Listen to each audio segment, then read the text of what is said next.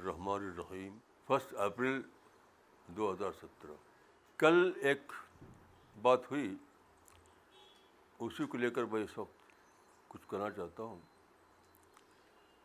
میں روزانہ ریڈیو سنتا ہوں، تو ریڈیو میں اکثر کسی کی اسٹوری آتی ہے۔ تو کل اسٹوری آ رہی تھی ایک فلم اسٹار کی، جو مشہور فلم ایکٹریس ہے مینا کماری۔ تو انہوں نے بتایا کہ مینا کماری بہت ہی ٹاپ کی ایکٹریس تھی، ہر اعتبار سے بہت ہی زبردست پرسنالٹی تھی اس کی۔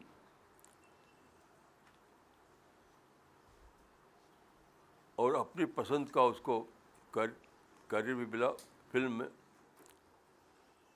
لیکن وہ صرف 1933 میں پیدا ہوئی تھی، لیکن صرف 49 ایئرس میں مر گئی، یعنی 50 سال سے کم، 50 سال سے کم۔ تو میں سوچنے لگا کہ اس میں کیا لیسن ہمارے لیے۔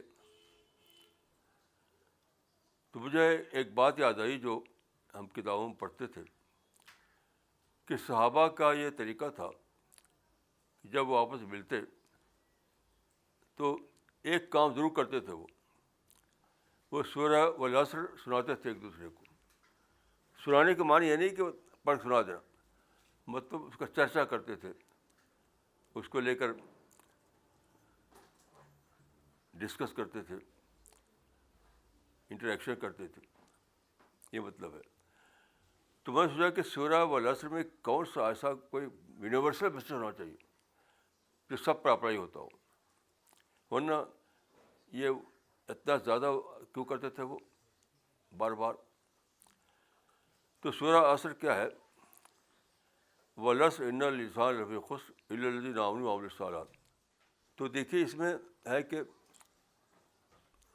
ہسٹری کو گواہ بنایا گیا ہے۔ History is a history, history is witness. ہر آدمی لاس میں ہے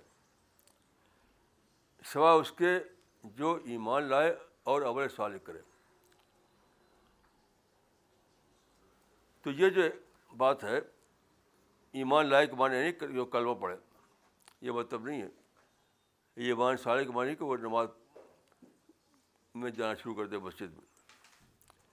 اس کے اندر ایک بہت بڑی بات مجھے سمجھ میں آئی، وہ یہ کہ جب بھی کوئی لاس ہو تو اس کے بعد وہ ری پلاننگ کرے، سوچے پھر اپنی زندگی کی ری پلاننگ کرے، تو پھر ضرور وہ کامیاب ہوتا۔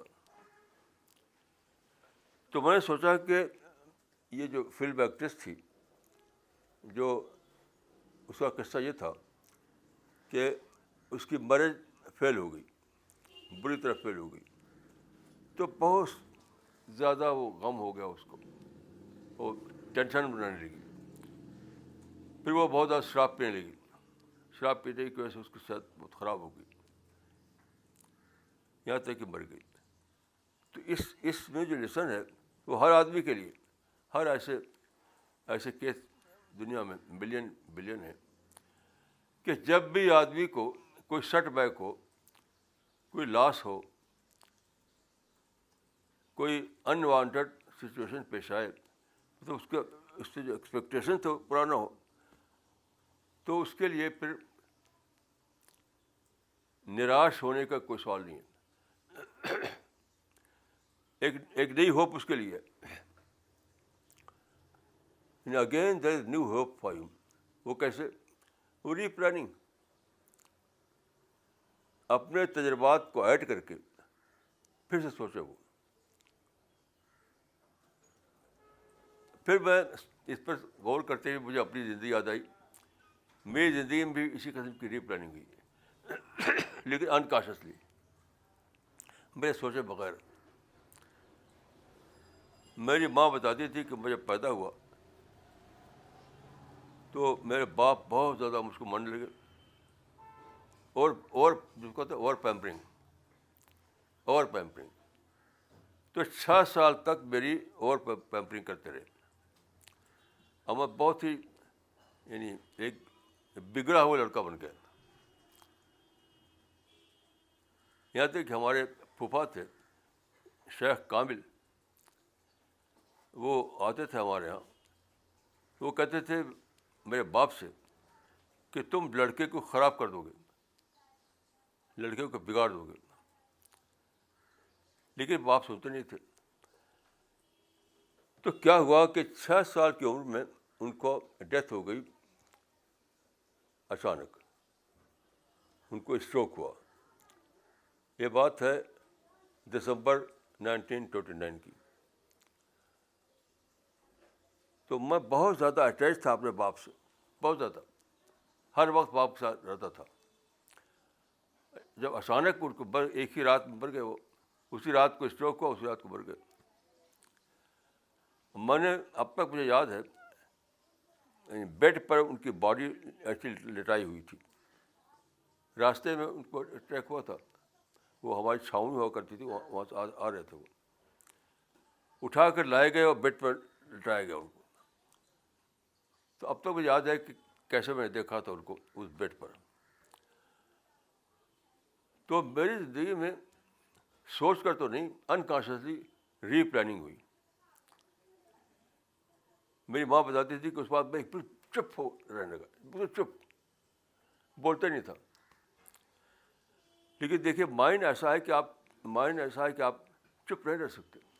مائنڈ سوچے گا. یہ امپاسبل ہے کہ مائنڈ ڈیڈلی چپ ہو جائے. وہ سوچتا ہے. تو میرا مائنڈ سوچنے لگا. یعنی جو پہلے بولتا تھا اب سوچنے لگا. پہلے مجھے شوق تھا اس کا, وہ شوق ختم ہو گیا. تو سوچتے سوچتے میرے مائنڈ نے ری پلاننگ کی, پہلے انکانشیسلی, اس کے بعد کانشیسلی. تو میں نے پڑھا, اردو پڑھا, فارسی پڑھا, عربک پڑھی, انگلش پڑھی, یہاں تک کہ یہ وشے شروع ہوا. تو یہ جو فارمولہ ہے ری پلاننگ, یہ ہے سورہ اول عصر میں کہ لاس ہوتا ہے تو اٹ از بٹ نیچرل, اس کو نارمل وے میں لو اور پھر تم ری پلاننگ کرو. پھر مجھے یاد آتا ہے اپنے جہاں میں رہتا تھا وہاں کا قصہ. ایک صاحب جو ان کو میں جانتا تھا اچھی طریقے سے, ابھی بھی میری یادوں میں ہے وہ. تو وہ زندگی میں کامیاب نہیں ہوئی, وہ بہت غریبی کی حالت تھی. تو ایک دن کیا ہوا کہ انہوں نے اپنے کو سوسائڈ کر لیا, یعنی زہر کھا لیا. میں اب تک مجھے یاد ہے ان کا کہ باڈی ان کی پڑی ہوئی تھی اور مرنے سے پہلے. تو لیکن فوراً کوئی ڈاکٹر مل گیا, اس نے اس کو کیا کیا کہ وہ ٹھیک ہو گئے. وہی سیم آدمی اس کے بعد کیا ہوا, ہیرو بن گیا. سیم آدمی, اور بہت پیسہ کمایا اس نے, کمپنی بنائی اس نے, بڑا گھر بنایا, اور یعنی ہر اعتبار سے ترقی کی اس نے, اپنے بچوں کو پڑھایا. وہی سیم آدمی. تو that was miracle of replanning. تو ری پلاننگ کا اسکوپ اتنا زیادہ ہے کہ انلمیٹڈ ہے. اور گبن نے لکھا ہے, ہسٹوریٹ گبن, ہسٹری کا سب سے بڑا واقعہ ری پلاننگ کا ہیرک تھا.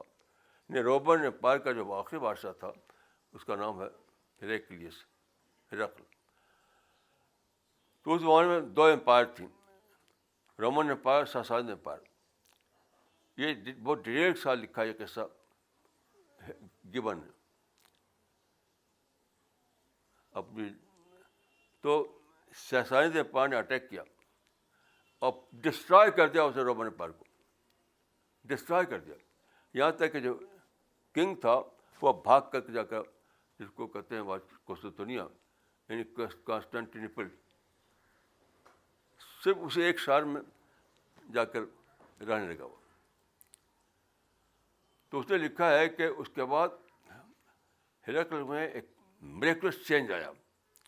وہ شراب پیتا تھا, شراب چھوڑ دی, عورتوں کے پیچھے بھاگتا تھا, عورتیں چھوڑ دیا اس نے, سب عائش سے چھوڑ دیا, اور اچانک بہت ہی سیریس آدمی بن گیا, اور بہت ہی سیکرٹ پلاننگ کی اس نے, سیکرٹ پلاننگ بہت ڈیٹیل کے ساتھ لکھا اس نے. اور اس نے بہت زبردست پلاننگ کر کے دوبارہ اٹیک کیا, تو دوبارہ اس نے ساسانیہ امپائر کو ڈسٹرائے کر دیا. تو اس طرح کی تاریخ میں بہت سے واقعات یاد آتے ہیں. تو سورہ بالاثر جو ہے یہ میسج دیتی ہے کہ کچھ بھی لاس ہو تم کو, کچھ بھی تم کھویا جائے, تم ہوپ لیس مت بنو, ری پلاننگ کرو, ری پلاننگ کرو, ری پلاننگ کرو. مثلاً جو فلم ایکٹریس جو مر گئی, اس کا نام تھا مینا کواری. تو اگر اس وقت کوئی اس کو مل جاتا کاؤنسلنگ کرنے والا اچھا, تو کہتا ہے کہ تم ایک بک لکھو, یعنی سکسیس آف میرج. تمہاری سکسیس فیل ہو گئی تو فیلئر پر لوگ کو بطور ایکسپیرئنس لو. وہ فیلئر جو تھا وہ ایک ایکسپیرئنس ہے تمہارے لیے. اور تم لکھو کہ سکسیزفل میرج کیا چیز ہے, تو بیسٹ سیلر کتاب بن جائے گی, best seller. That was replanning for her. تو میں سمجھتا ہوں کہ لوگوں کو سوچنا نہیں آتا, آرٹ آف تھنکنگ نہیں آتی, آرٹ آف تھنکنگ آتی نہیں. جیسے آج کیا ہوا, صبح ایک صاحب کو ٹیلیفون آیا, تو میں نے کہا کہ آپ کہتے ہیں کہ میں مشن جڑا ہوا ہوں, کہ آپ کو کبھی میرے پاس ٹیلیفون بھی نہیں آتا. تو کیا کہتے ہیں, میں بہت چاہتا ہوں لیکن یہ سوچ کر رہ جاتا ہوں کہ آپ کو پریشان کروں گا. یعنی آپ کو پریشانی سے بچانے کے لیے میں ٹیلیفون نہیں کرتا ہوں. تو میں نے ان کو وہ سخت ہیمرنگ کی. میں نے کہا یہ فارمولہ آپ کا ایسا ہے کہ اگر یہ مانا جائے تو ساری دنیا میں سب کچھ ختم ہو جائے. مثلاً میں دیکھا کہ گرمی ہے, گرمی کی ہم کو پریشانی ہو رہی ہے, تو اللہ میں کہ فرشتوں سے کہ بھی گرمی نہ ہو, اس سے انسان پریشان ہوتا. تو انسان گرمی سے پریشان, ٹھنڈ سے پریشان, بارش ہو تو پریشان. تو اللہ میں تمام فرشتوں کو آرڈر دے دیں گے کہ دیکھو بھائی انسان پریشان ہوتا ہے تو یہ سب مت ہونے دو. تو کیا ہوگا, فرشتے کسی کون میں جا بڑھ جائیں گے, کوئی کام ہی نہیں ہے ان کو. جیسے کسی آرمی کو آرڈر دے دیا کہ تم گن نہیں چلانا ہے, جا کے کہیں بڑھ جائے پڑے. تو میں کہ یہ کوئی فارمولہ نہیں کہ پریشانی ہوتی ہے کسی کو تو آپ ٹیلیفون نہ کریں. آپ خود سوچیے, آپ کے پاس کوئی بات ہونی چاہیے کہنے کے لیے. پریشانی کیا چیز ہے. تو کل جو میں نے ریڈیو پہ سنا قصہ, تو میں نے سوچا کہ انسان کو یہ بتانے کی ضرورت ہے کہ دنیا میں لاس ہوگا, دنیا میں ڈیتھ ہوگی, دنیا میں بیماری آئے گی, دنیا میں طرح طرح کے انوانٹیڈ سچویشن پیش آئے گی. لیکن کبھی بھی تم کو نراش نہیں ہونا چاہیے. یعنی instead going to hopelessness you have to replan your life. ایک ہے لاس, ایک ہے ہوپلیسنس, لیکن ایک تھرڈ آپشن بھی ہے, وہ ہے ری پلاننگ. تو اگر تم کو لاس ہو گیا تو دوسرا جو تمہارے آپشن ہے وہ یہ نہیں کہ بس تم ہوپلیس ہو جاؤ. نہیں, دوسرا آپشن ہے کہ تم وہ کرو, ری پلاننگ کرو. تو ساری دنیا جیتی ہے ڈائیکارٹوس تھنکنگ. ڈائیکارٹوس تھنکنگ یعنی دو میں سوچنا, کہ لاس اور ہوپلیسنس, نقصان اور مایوسی. بھائی دو چیز جانتے ہیں, تو میرے لیے بھی یہی تھا کہ باپ مر گیا، ایک یہ تھا، اور دوسرا یہ تھا کہ میں نہیں اپنے کو ایک نراشاوادی بنا لوں. لیکن میری اتنی عقل نہیں تھی اس وقت، لیکن نیچر نے میری گائیڈ کیا اور میں نے تھرڈ آپشن لیا، جان پوچھ کر نہیں. تو ایک تھا کہ میں جیتا تھا اپنے باپ میں، دوسرا یہ تھا کہ باپ مر گیا، اب میرے پاس کچھ رہ نہیں گیا. لیکن نیچر نے گائیڈ کیا کہ نہیں، ایک تھرڈ آپشن موجود ہے وہاں پر، وہ ہے ری پلاننگ. تو ہر آدمی جو ہے اس کو جاننا چاہیے کہ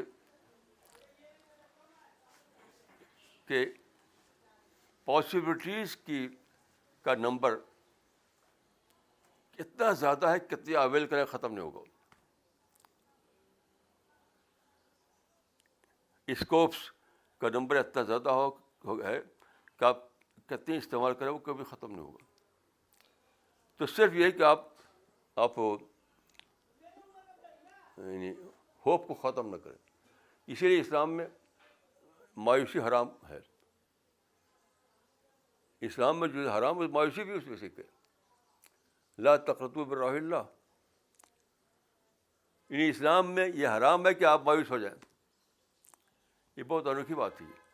یعنی شراب حرام ہے اور بہت چیز حرام ہے، اسی میں سے ایک چیز ہے مایوسی، ہوپ لیسنس، یہ بھی حرام ہے. تو جس خالق نے مایوسی کو حرام کیا ہے اس کو یہ پتہ تھا کہ مایوسی کے بعد کوئی آپشن ہے انسان کے لیے نہیں ہے. فرض کی آپشن نہ ہو تو حرام کرنا بے مطلب ہو جائے گا. فرض کی انسان کے پاس مایوسی کے ساتھ آپشن نہ ہو تو حرام کرنے کا مطلب کیا ہے؟ فقہ میں بتایا جاتا ہے کہ پانی نہ ملے اور صرف ایک ہی چیز اویلیبل ہو، وہ شراب، تو شراب جائز ہو جائے گی. تو مایوسی کے بعد آپشن تھا، اس لیے اس کو حرام کیا گیا کہ تم مایوسی کا آپشن کیوں لیتے ہو؟ ری پلاننگ کا آپشن لو، پھر سے سوچو، پھر سوچو، پھر سوچو. تو یہ بہت بڑا یہ ڈور ہے، اس کو کھولنا ہے انسان کے لیے. انسان کے یہ ڈور بند پڑا ہوا ہے، اس کو کھولنا ہے. وہ ڈور ہے ری پلاننگ. یعنی ہر لاس کے بعد، ہر سیٹ بیک کے بعد، ہر ڈساسٹر کے بعد ایک ڈور باقی ہے، وہ ہے ری پلاننگ کا. ری پلاننگ کا ڈور.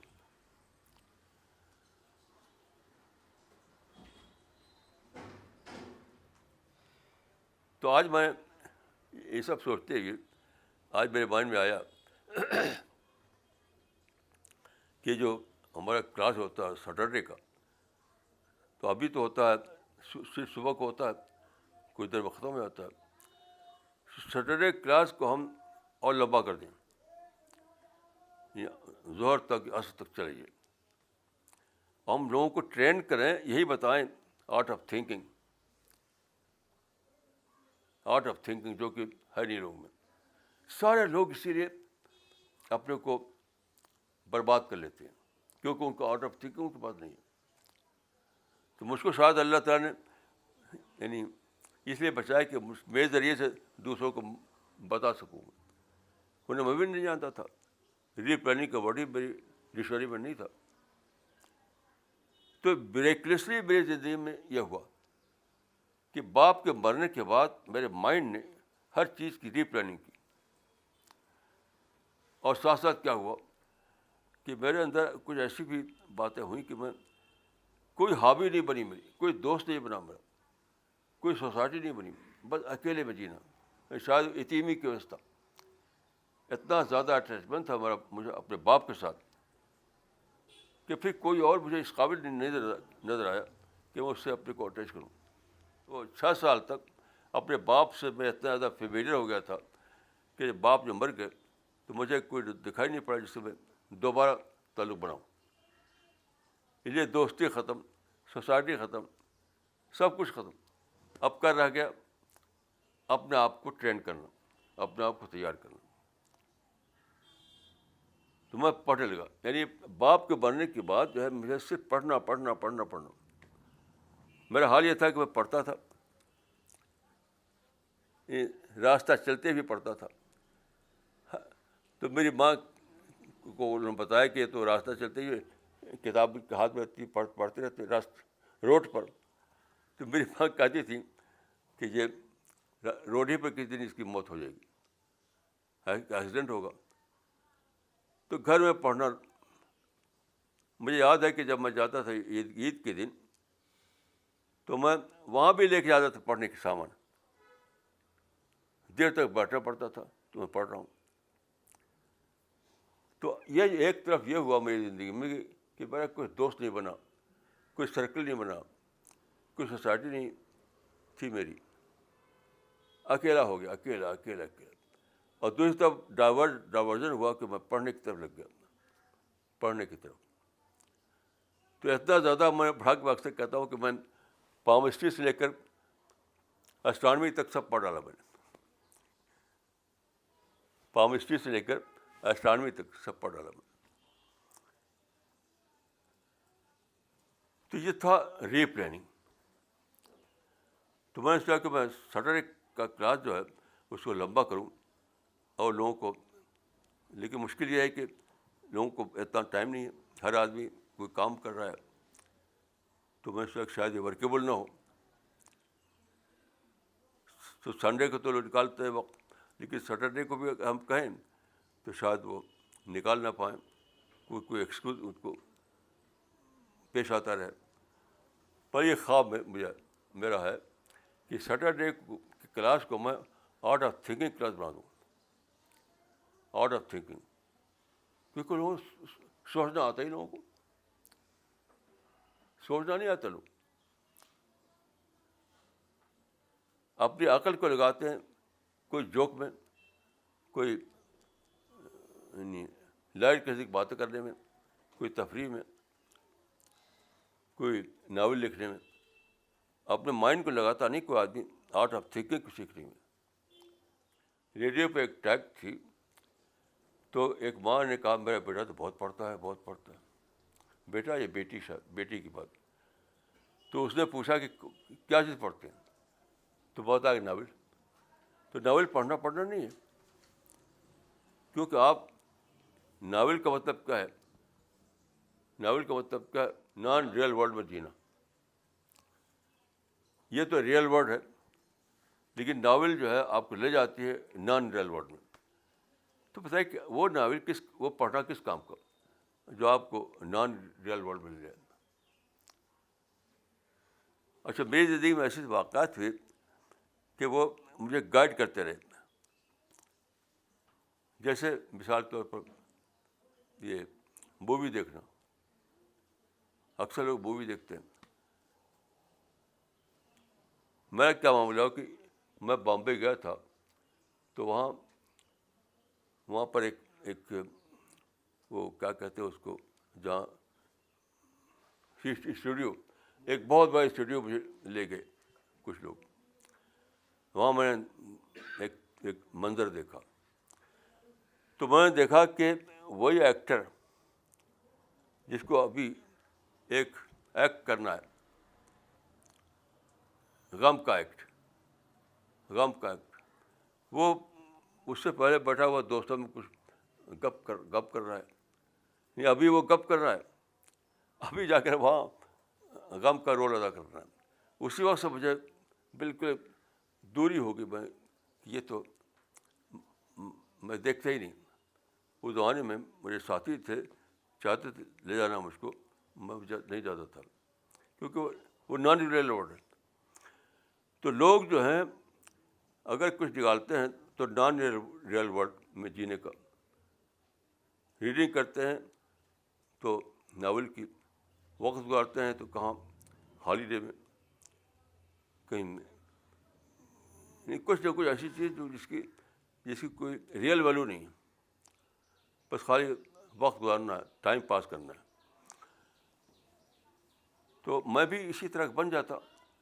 لیکن یہ اللہ تعالیٰ کا فضل تھا، شاید اللہ تعالیٰ کا منظور تھا کم از کم ایک آدمی تو ایسا ہو جو لوگوں کو بتائے کہ بچو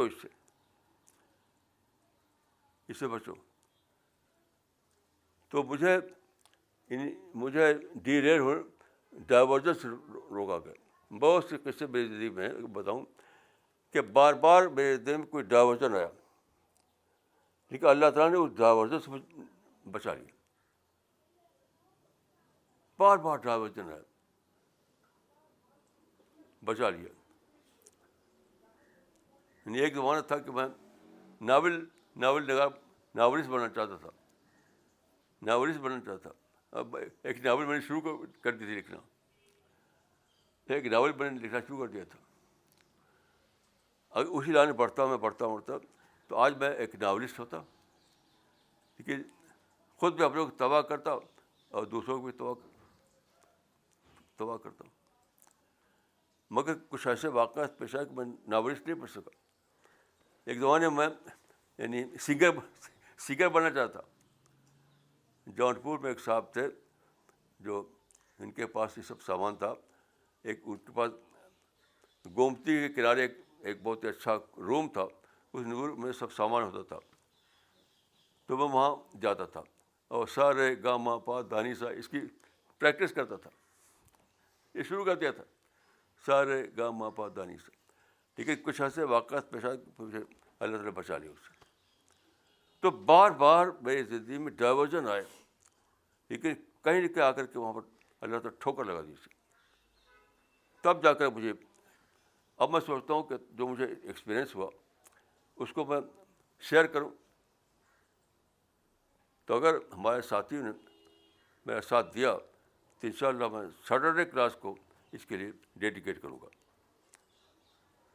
کیونکہ کوئی جانتا ہی نہیں آرٹ آف تھنکنگ کس کو معلوم ہی نہیں کسی کو. مثلا یہ جو میں ری پلاننگ کر رہا ہوں، پوری زندگی میں کبھی میں نے سنا نہیں تھا کسی سے آئیڈیا. یہ تو اللہ تعالیٰ میرے دل میں ڈالا کہ ری پلاننگ کروں. یہاں تک سورہ والعصر میں اس چیز میں ملی اس کا رات کہ اگر لاس ہو گیا ہے، اگر تم کو کوئی بڑا ایکسیڈنٹ پیش آ گیا ہے تو گھبرانے کی ضرورت نہیں ہے، ری پلاننگ کرو. اور یہ سورہ یوسف میں یہ بات بتائی گئی ہے کہ جب حضرت یوسف کے جو بھائی تھے وہ آئے باپ کے پاس روتے ہوئے، جاؤ اباہم عشاء یبکون، یعنی اپنے باپ کے پاس آئے روتے ہوئے کہ ہمارا چھوٹا بھائی تو چلا گیا. وہاں پر حضرت یعقوب جو پیغمبر تھے وہ کہتے ہیں کہ لا تیأسوا من روح اللہ. اس وقت جب کہ بظاہر بیٹا جا چکا ہے،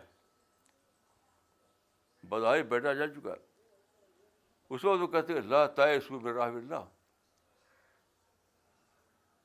اللہ کی رحمت سے مایوس نہ ہو.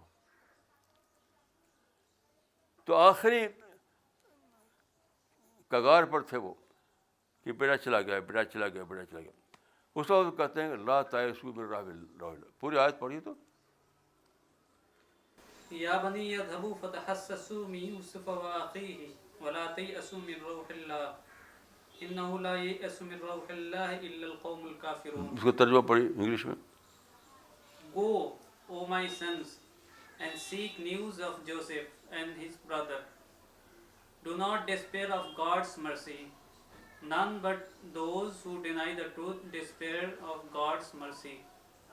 حوالہ Verse number 87.